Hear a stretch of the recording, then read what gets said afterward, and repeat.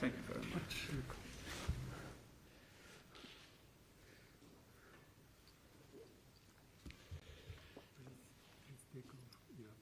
Take out. Yes. Very well.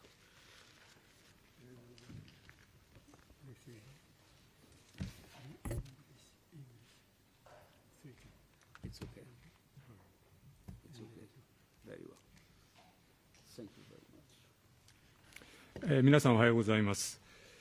これよりアントニオ・グテレス国連事務総長の記者会見を始めます。ご存知のように、グテレス事務総長は5日に来日され、6日には広島での平和記念式典に参列されました。本日は離日前のお忙しい中、お越しいただきましてありがとうございます。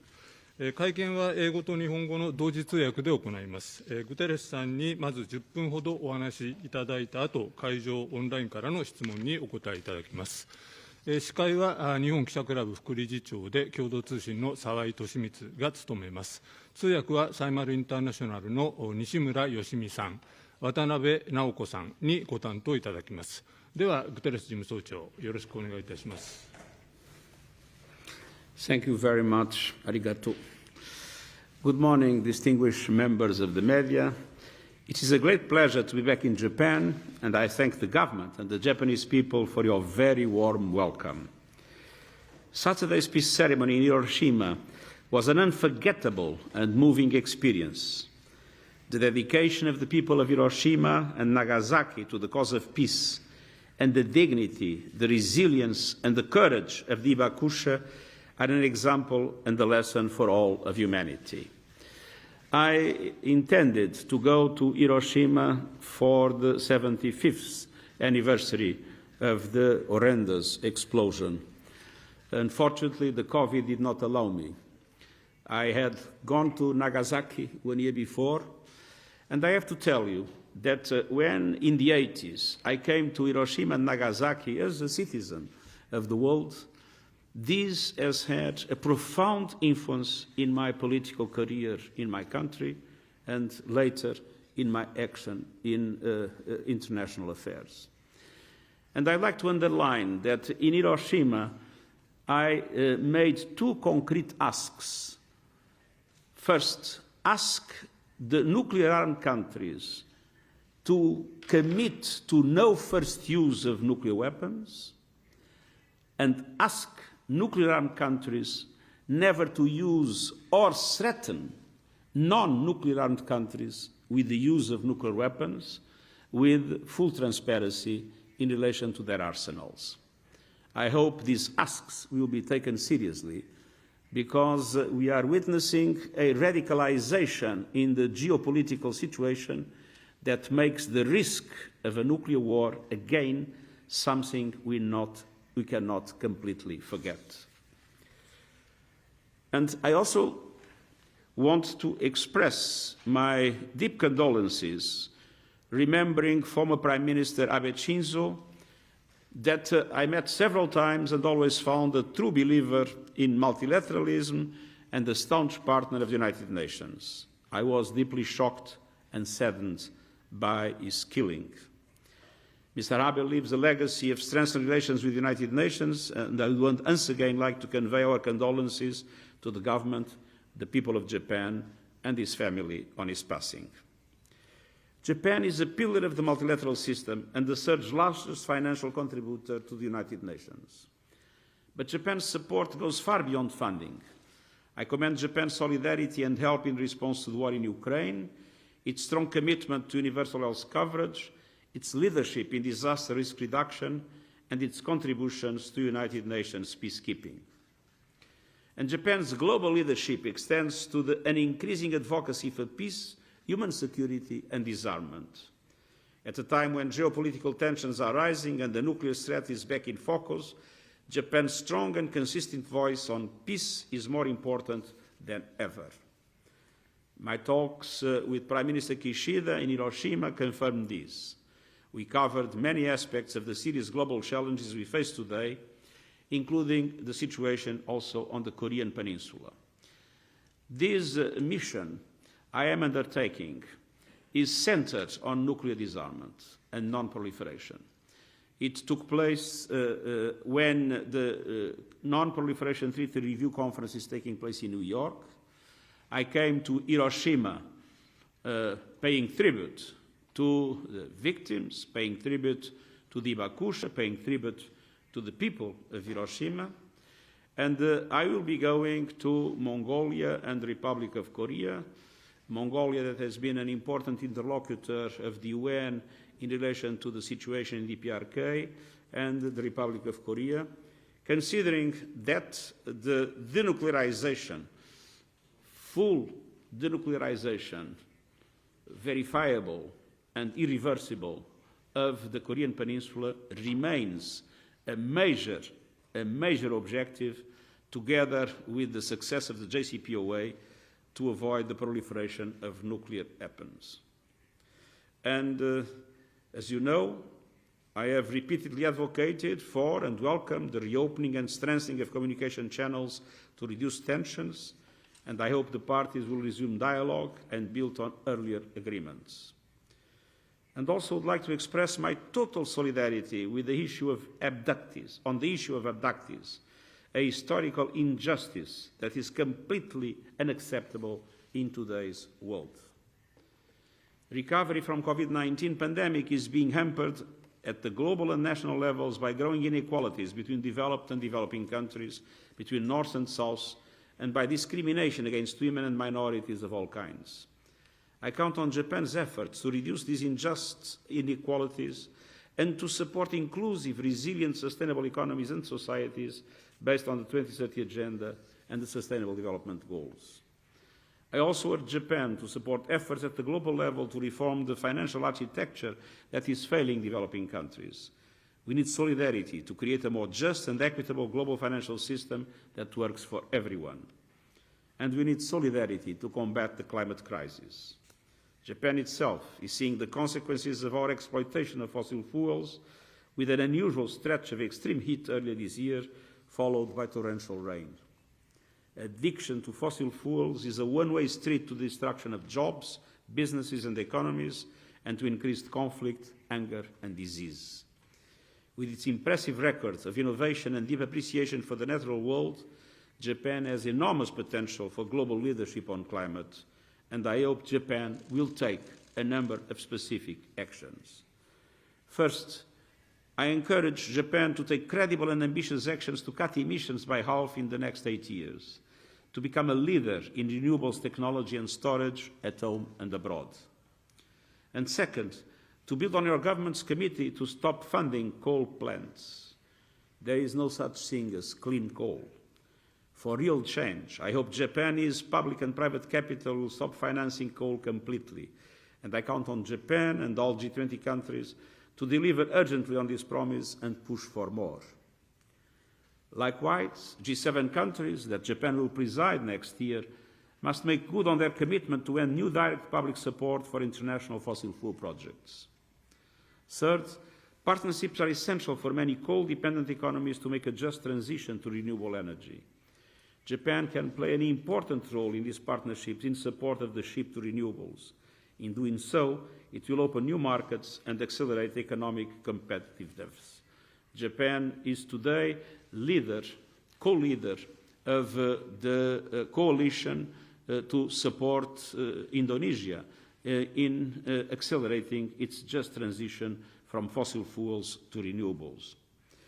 And I count on Japan to demand that multilateral development banks immediately deliver investment and support for developing countries to expand renewables and build climate resilience through adaptation.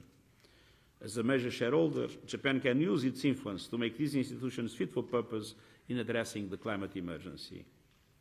Countries have a choice: put innovation to work, carve out new export markets, and revigorate growth and competitiveness, or fall back on climate-wrecking, polluting fossil fuels, risk falling behind economically, and watch others reap the rewards of renewables.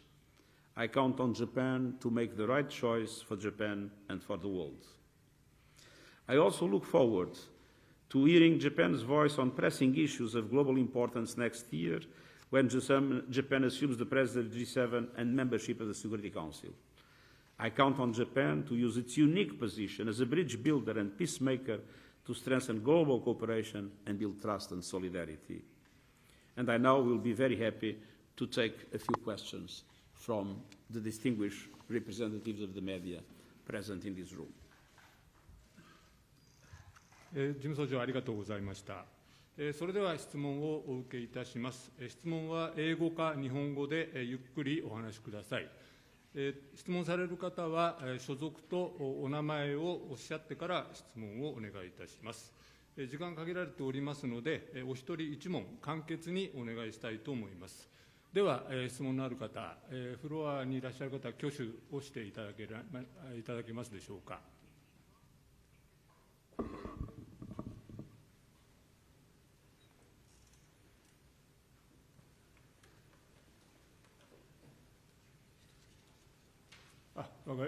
今、オンラインの方で、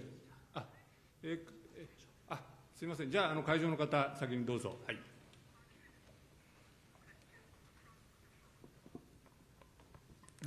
ありがとうございます。毎日新聞の金子と申します。近年、ここ最近ですね、台湾海峡で緊張が高まっております。中国が軍事演習をするなどして、日本も懸念を示していますが、事務総長は、ここ数日のエスカレーションをどのようにご覧になっていらっしゃいますでしょうか。また国連としてどのような役割を果たそうとお考えでしょうか。お願いします。Of course, I see things with concern. The United Nations abides by a resolution of the General Assembly with the so-called One China policy. But we all want that resolution to correspond to a peaceful environment in relation to this question. I think it's very important to appeal, first of all, to common sense. This is a sensitive question. It needs to be treated with common sense. And then to restrain, allowing for de-escalation that I believe will be extremely important in the days and times to come. はい、ありがとうございます。では次のご質問いらっしゃいますでしょうか。じゃあ会場の方どうぞ。共同通信の松島です。国連は今回のウクライナ戦争で、まずマリウポリの人道回廊で市民を救出することに尽力されましたし、穀物輸出の再開についても力を尽くされました。ウクライナ戦争で次に国連ができるミッションは何でしょうか。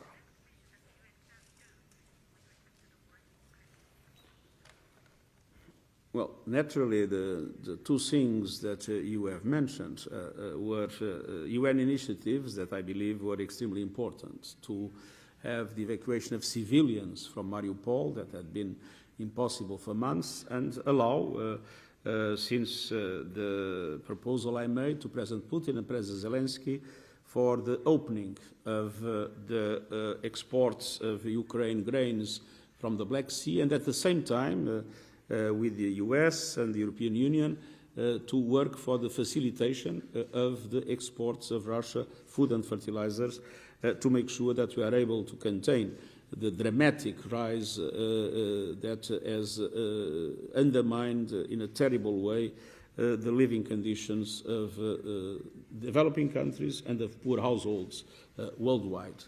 But of course, there are many other problems in which we are ready to intervene. We have a very strong humanitarian operation in Ukraine, and we are ready to mediate on any practical issue in which we will be able to help solve some of the problems, the pending problems that are created by the conflict. But of course, the most important objective is peace. Peace, naturally, respecting international law and the UN Charter, and the UN is always available to use our good offices in the promotion of a peaceful solution for the Ukraine conflict, as I said, with respect for the UN Charter and with respect to international law. はい、ありがとうございました。他に質問のある方いらっしゃいますか。ではオンラインで質問来ておりますので、オンラインの質問を読み上げます。まず共同通信の土屋さんからの質問です。グテーレス事務総長は広島の平和記念式典で、核の先制不使用政策の採用を核保有5大国に要請しました。これまで5大国や核の傘の下にある国の政府からリアクションはありましたでしょうかという質問です。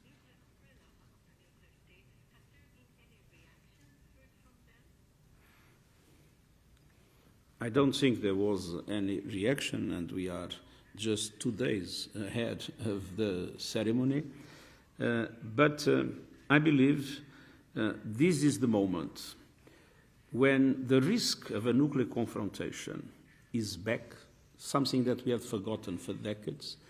This is the moment, as I said, to ask the nuclear-armed countries to commit to the principle of non-first use, and to commit to not use and not threaten, as I mentioned, non-nuclear armed countries with full transparency in relation to their arsenals. And I think that nobody can accept the idea that a new nuclear war could happen. This would be the destruction of the planet. And what is clear is if nobody uses for the first time, then there will be no nuclear war.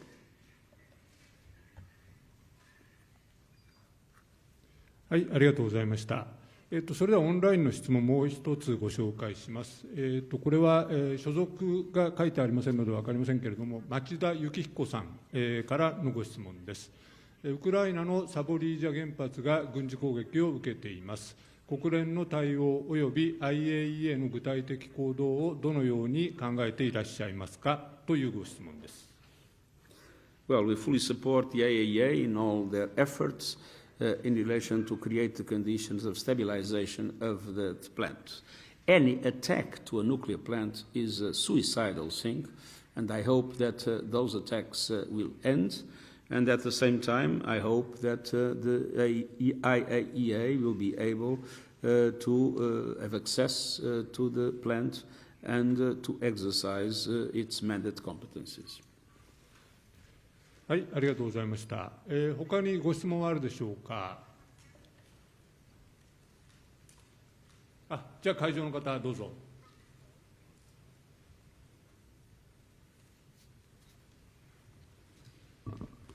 NHK の出川と申します。どうもありがとうございます。ウクライナの戦争について伺います。ウクライナからの穀物輸出の再開においては、トルコの仲介が非常に大きな役割を果たしました。トルコと国連が仲介をしたわけですが、この仲介努力を停戦実現に結びつけていくことはできるでしょうか。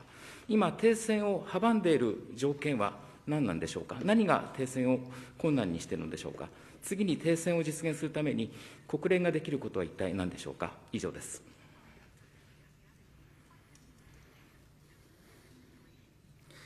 We have been working very closely with Turkey, and Turkey has launched a new initiative in relation to the possible start of peace negotiations.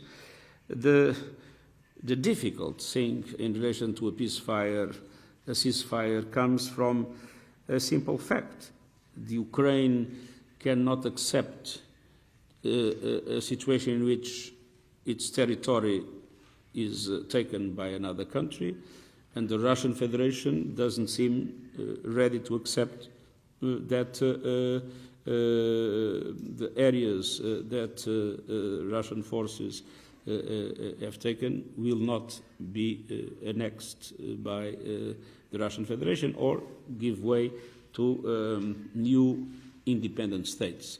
So these two positions at the present moment are not possible to conciliate, and that is why I'm very worried that we might have a prolonged war, and a war that is causing enormous suffering and having a very negative impact in the global economy and in the living conditions, especially of the most vulnerable people. はい、ありがとうございます。他に質問のある方いらっしゃいますか。はい、じゃあ会場の方どうぞ。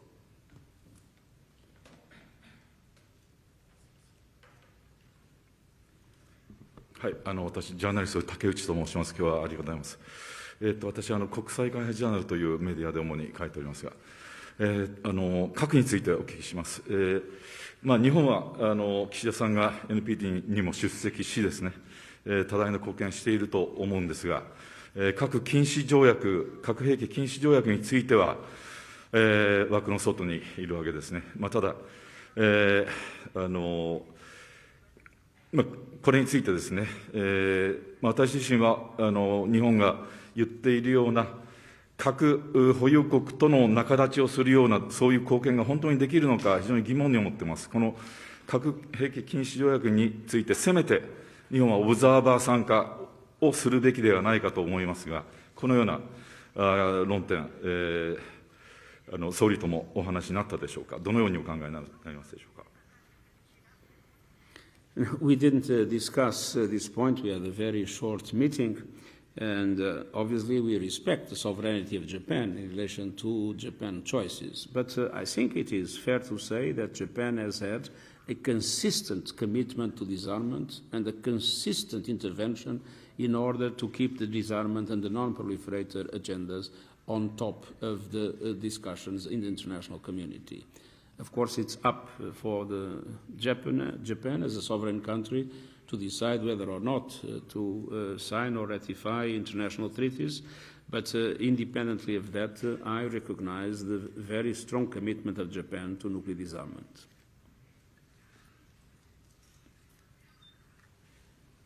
はい、ありがとうございます。時間的にあと2問ほどかと思います。はい、じゃあ会場の方、どうぞ。1990年頃の NHK の会長室の主幹です。私はですね、86年にマカーサーっていう1960年の当時の日本の大使アメリカの彼と一緒にですね、モスクワに行きまして INF 条約の締結に至ったことをやったんですが、これは日本のイニシアティブだったんで、アメリカの代表団が私で受け入れたんです。で、結局ですね、私の考えでは、80年代の終わりから2014年ぐらいまでが東西融和の時代だったと思います。で、しかしですね、そのうちまた逆転していると。で、今のようなウクライナのような状況になってます。で、このままウクライナがどういうふうに終わるかということは大変ですけど、ただし、私は米ソがですね、中距離核爆弾を廃止した80年代、これを復活することは一つのテコになるんじゃないかと思っておりますので、それをですね、そうすれば北朝鮮とか中国なんかの問題にもそれをだんだんつなげていくことができるわけです。で、この辺について国連としてはどういうふうに考えておられるかということをお伺いしたいと思います。We had, indeed, and I've been repeating it, we had very encouraging steps in the second half of last century in relation to disarmament. The agreements between the United States and the Soviet Union to reduce the number of nuclear heads, that was a very significant agreement, and in relation to the mechanisms of control that were established. The same in relation to intermediate range weapons. And there was this hope that we would progressively move disarmament agenda more and more and come to a moment in which the world could be free of nuclear weapons. Much before the Ukrainian war, this situation reversed. In the beginning of this century, we started to see a toughening of the relations between the biggest powers, and we started to reverse this trend. Some treaties were renovated for a short period, the new START, but we have now a serious negotiation that needs to take place for the next round. Others were not renovated, and we are moving backwards in relation to disarmament. We have now 13,000 nuclear bombs in the world, and we are seeing huge investments in modernizing nuclear arsenals. So this is the moment to say, stop it. that the billions that are being used in this arms race need to be used fighting climate change, fighting poverty, addressing the needs of the international community. So this is the moment in which the voice of all of us is necessary to say that disarmament needs to come back, and together with non-proliferation to guarantee not only that we will not go to a collective suicide, but that we are able to dramatically improve international relations. はい、ありがとうございます。では最後の質問になるかと思います。その前にですね、ちょっとオンラインで、岡田実さんからですね、ウクライナ戦争に対して国連はこれからどう臨みますかというご質問をいただいておりますが、これはもうすでに事務総長お答えになっていますので、この質問については、恐縮ですが割愛させていただきます。最後の質問になります。どなたかいらっしゃいますか。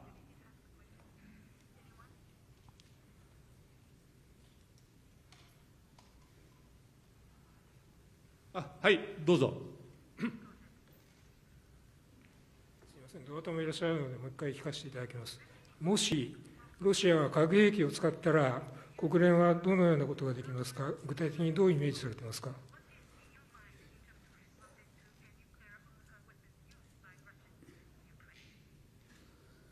Well, I believe that if nuclear weapons will be used, there is probably no UN able to respond anymore. We might all not be here anymore. ありがとうございました。それでは、もう一問、時間的余裕があるということですので、いかがでしょうか。はい、どうぞ。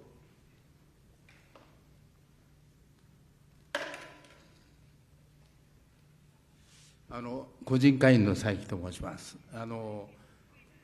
核の問題じゃないんですけれど、北朝鮮の人権侵害ですね、これは北朝鮮の建国以来ずっと続いていて、2014年に国連が北朝鮮の人権状況報告書っていうのを出しました。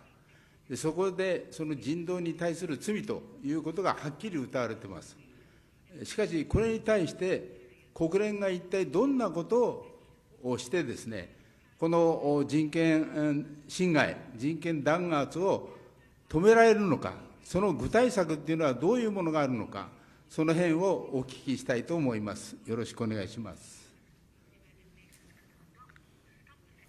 Well, in relation to human rights, the different UN human rights body had been very clear in expressing our clear condemnation about human rights violations in the DPRK. In relation to humanitarian aid, the UN was involved in humanitarian aid, especially food and medicine, to the DPRK, where the needs are dramatic. Unfortunately, no visas have been issued to UN staff. International staff has not been able to access the DPRK, and we are having enormous difficulties in having what is badly needed as humanitarian support to the people of the country. And my appeal is for the DPRK to facilitate the work of the United Nations and for donors to be able to support us, because as far as we know, the needs are now absolutely dramatic, both from the point of view of food insecurity and the point of view of health. はい、ありがとうございました。それでは、時間が参りましたので、本日の記者会見はこれにて、終了いたします。グテレス事務総長、大変ありがとうございました。皆さん拍手で、お聞きください。ありがとうございます。Thank you very much. それでは恒例ですので、日本記者クラブからのプレゼントをですね、事務総長にお渡ししたいと思います。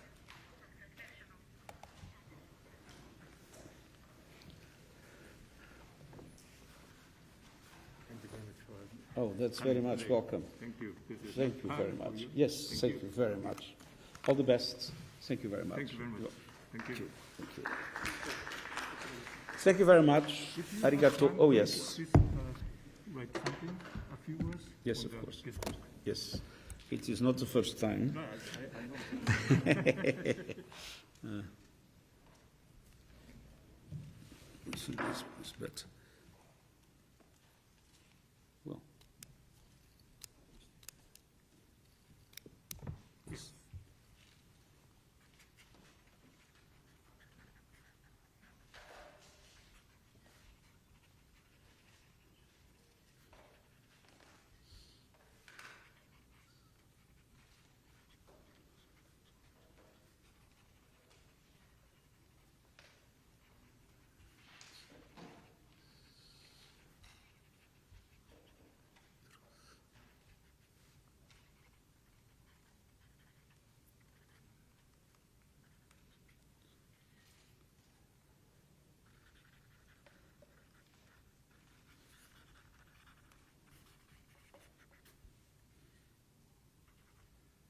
Today is 7?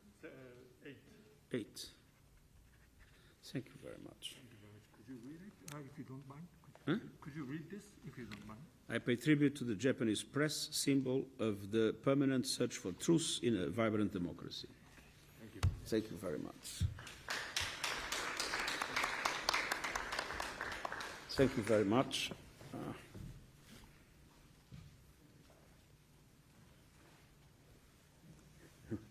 Thank you. Thank you very much.